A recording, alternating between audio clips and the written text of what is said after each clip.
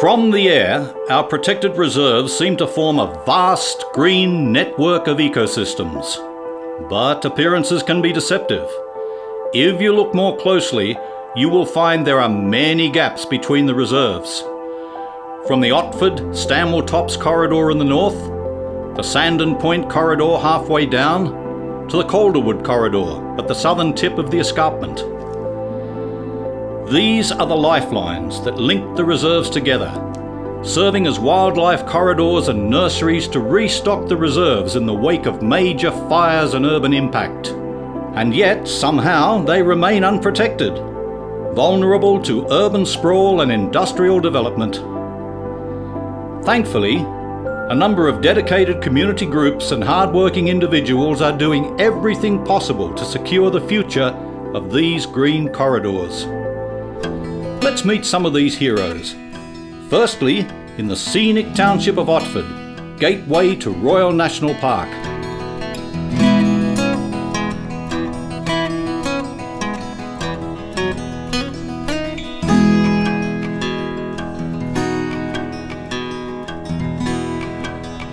I'm Natasha Watson. I've been living in Otford since 1998, an active member of WIRES, which is the Wildlife Information Rescue Service, primarily rescuing, fostering wildlife, and also an active member of the Otford Protection Society Incorporated, which is just a community group established to help conserve the area and the lifestyle and the beautiful bushland that surrounds us for the not only Otford but Helensburgh and Lilyvale and Stanwell Tops as well. The Otford Valley is probably reasonably unique, I guess, in this part of the world, perhaps in the whole of New South Wales, due to having the National Park and Illawarra and the other state conservation areas buffering it. People who do visit down this area are often just absolutely amazed by the creatures that we almost take for granted that come and visit, from the king parrots to swamp wallabies, sugar gliders, the brush-tail possum, ring-tail possums, and beautiful birds like lyrebirds that regularly come down to the river to drink.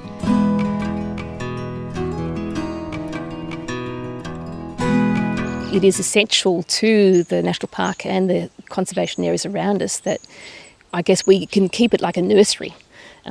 Every time those areas are touched by bushfire, there's basically nothing left of them. It's up to this particular area that repopulates those.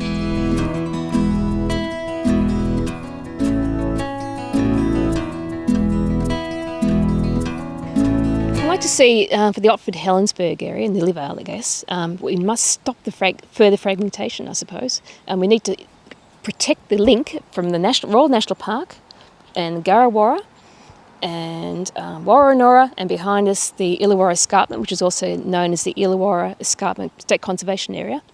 This is the link in between. That link needs to be protected, needs to be improved, not only for conservation but also for tourism, for our wildlife, for our fresh air, and just the green habitat corridor.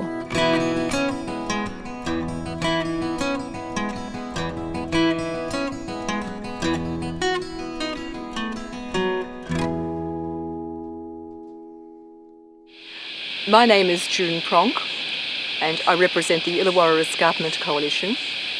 We're standing on Mount Kira with Mount Kembla behind and Mount Nebo down lower. The Illawarra Escarpment Coalition began in 1990 because of major problems associated for many years with overdevelopment on the escarpment. It began particularly in 1990 because of land below the lookout here, Gips Road, Mount Kira. That land links the escarpment park with Kiraville below. It's green corridor with a couple of creek lines, a lovely young regrowth rainforest. People thought it was already part of the escarpment park. It turned out to be mine land, ripe for development. We had a meeting on Mount Kira at Barlong Park, just below us, and from that the Escarpment Coalition was formed. It consisted of people from Helensburgh to West Dapto who had issues the length of the escarpment, created by clearing, overdevelopment, and council's policies on the escarpment.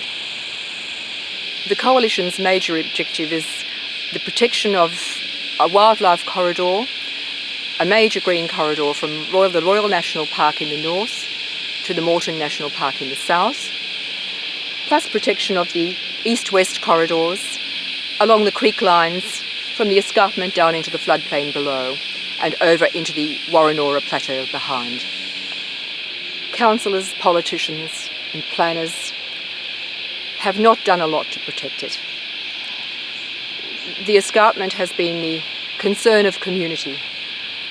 People that know it, that love it, that have often known it since childhood. They have come together with the coalition, and we've worked endlessly to try and draw awareness to what was happening, to draw awareness in the community as well as with politicians and planners. The only way to rekindle the issues and to force planners and politicians to do something now when they have all this material available is if the community itself, the wider community, not the people that belong to the coalition or national parks or some other really community conscious, environmentally conscious organisation, but ordinary people look at their politicians and say, who am I voting for? What do they stand for? And to know them before they go to the election and to vote for those who will protect not only their quality of life, but protect the environment on which they depend. Because unless we look after the environment, we're lost.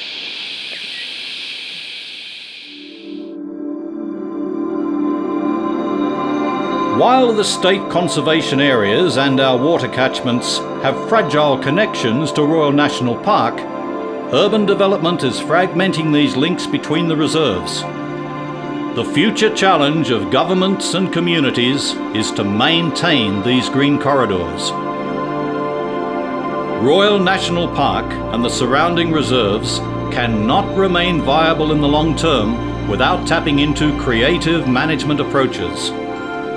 And without vigorous protection, these essential green corridors may vanish like a zephyr of wind, hardly noticed, gone in a breath.